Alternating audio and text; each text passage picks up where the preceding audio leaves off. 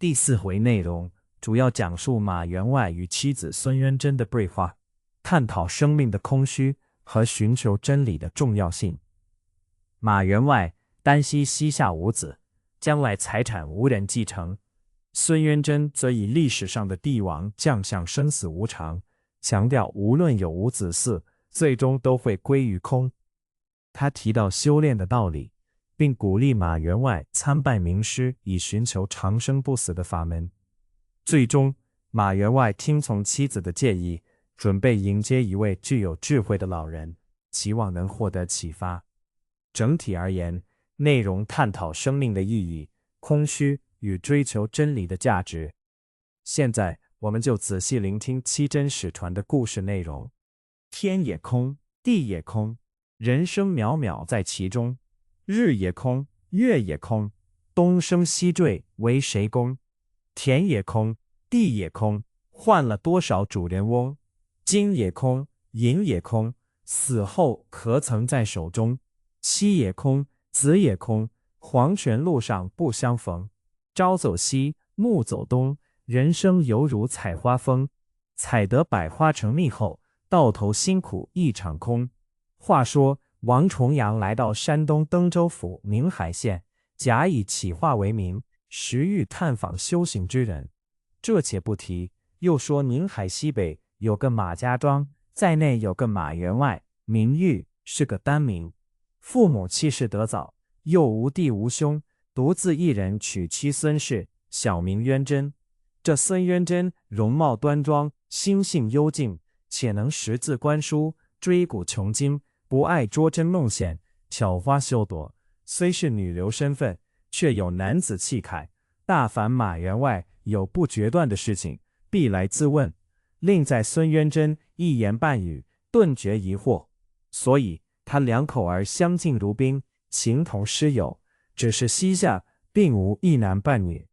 迅速光阴不可留，年年只见水东流。不信是把清灵照，昔日朱颜今白头。这几句诗讲的是光阴似箭催人老，日月如梭趁少年。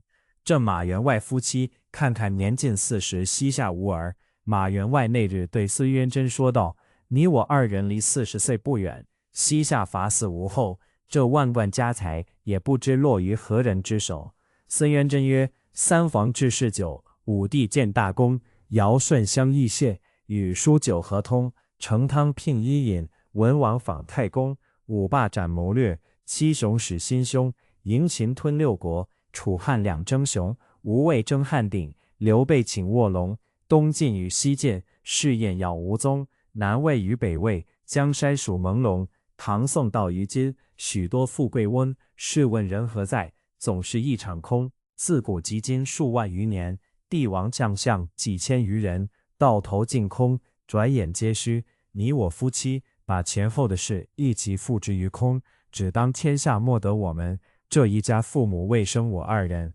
马玉闻言笑曰：“别人虽空，犹有苗裔，我们这一空，连根都空断了。”孙渊珍曰：“空到无根，是为太空；空到极时，为太空。无筋无骨，似鸿蒙。若人识得太空理，真到灵山赌大雄。”孙渊珍又曰：“若说有子无子，有子也空，无子也空。文王当年有百子之说，于今有几个姓姬的人？谁是他万代子孙？有几人与他挂扫坟台？又相传张公义有9男2女，郭子仪7子8许，窦燕山吴桂莲芳，刘元溥双恶竞秀。此数人皆司衍庆，子嗣繁盛者也。如今又有几个儿孙在那里？依然凄风冷雨，荒台古木，愁云满天，蓬蒿遍地，岂不是有无都归于空也？孤坟累累，难道尽是伐嗣之人？家成郁郁，未必定有儿孙之辈。我想人生在世数十年光景，只在须臾之间，好比石火电光随起随灭，又如梦幻泡影，非实非真。榻下千间不过夜眠7尺，良田万顷无非日食3餐。空有许多美味珍肴，枉自无数绫罗绸缎。转眼之间无常来到，瞬息之内万事皆休。丢下许多荣华不能享受，枉有无数金钱，难买生死，枉自辨人一场。经营世故日茫茫，古往今来皆不在。错认迷途是本乡，无非借镜混时光。孙渊真又对马员外曰：我们于空无所空之处，寻一个时而又时的事情，做一番不生不灭的功夫，学一个长生不死之法。马员外曰：娘子妄言了，自古有生必有死，那有长生不死之理？从来有始必有终，那有人做不息之事？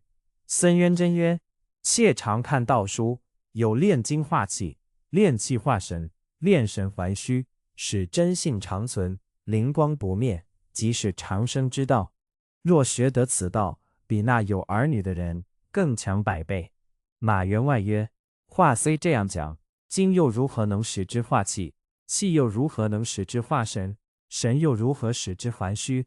至得真性长存，焉能灵光不灭？孙渊真说：你要参拜师父，才能得此妙理。马玉曰：我便拜你为师，你可传我功夫？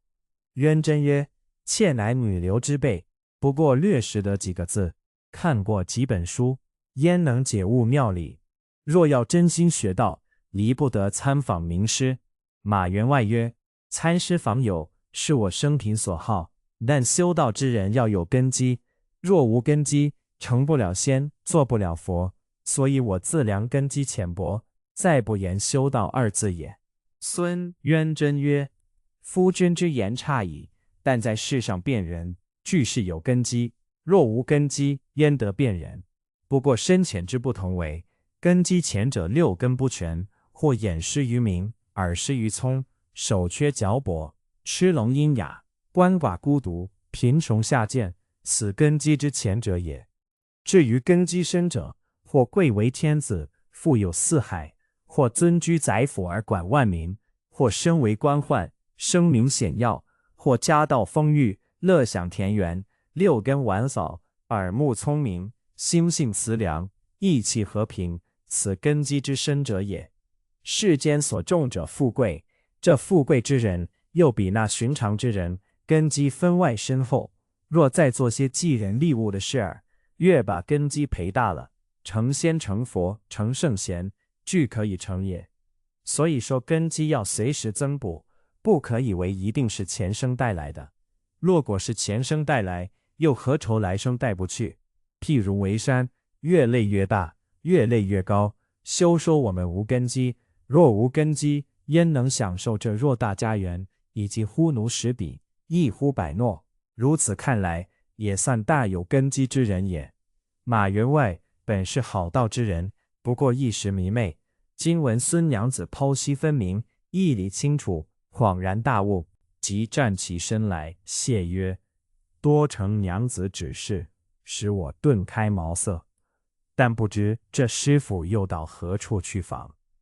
孙渊真曰：这却不难，我常见一位老人手扶竹杖，提个铁罐，神气清爽，眼光摄人，红光满面，在我们这里团转起话，亨有几年，容颜转少，不见衰老。我看此人定然有道，待他来时，皆在家中供奉于他，慢慢叩求妙理。马员外曰：我们若大家园，应该做些敬老怜贫的事，管他有道无道，且将他接在家中，供奉他一辈子，他也吃不了好些，穿不了许多。我明日便去访问，如何？孙渊真曰：早修一日道，早解脱一日，事不可迟。丢下马员外夫妻之言，又说王重阳自到宁海县一待几年，此时将玄宫做到精微之地，活泼之处，能知过去未来之事，鬼神不测之机，神通具足，智慧圆明，便晓得杜七真要从马员外夫妻起头，正合着钟离老祖御马而兴之言，故去去来来，总在这团转起话。离马家庄不远，如此数年，也曾见过马员外几回，知他大有德性，也曾见过孙渊真2次，如他大有智慧，欲将他2人开示一番，又道一不叩门，道不轻传，非待他低头来求，至心叩问，不可言也。因他在这团转起化多年，个个俱认得他，都以为是远方来的孤老贫穷无靠之人，在此求吃。谁晓得是神仙？那时他是真人，偏偏出了这一个孙渊真天下奇女，盖是一人，又生了这一双认得好人的眼睛，就认得那贫穷无靠的孤老是位真仙，对丈夫说了，要接他到家中供养求道，遂便七真陆续而进。论七真修行之功，要推孙渊真为第一。生成智慧原非常，使得神仙到北方，不是渊真眼力好，七真宗派怎流芳？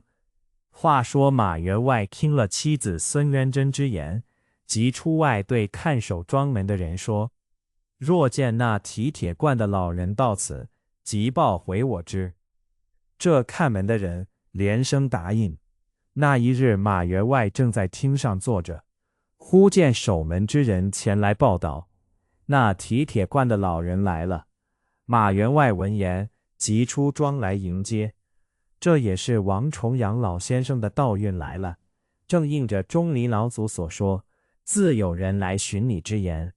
但不知魏员外来接先生又是如何，且看下回分解。神仙也要等时来，时运不来，道不行。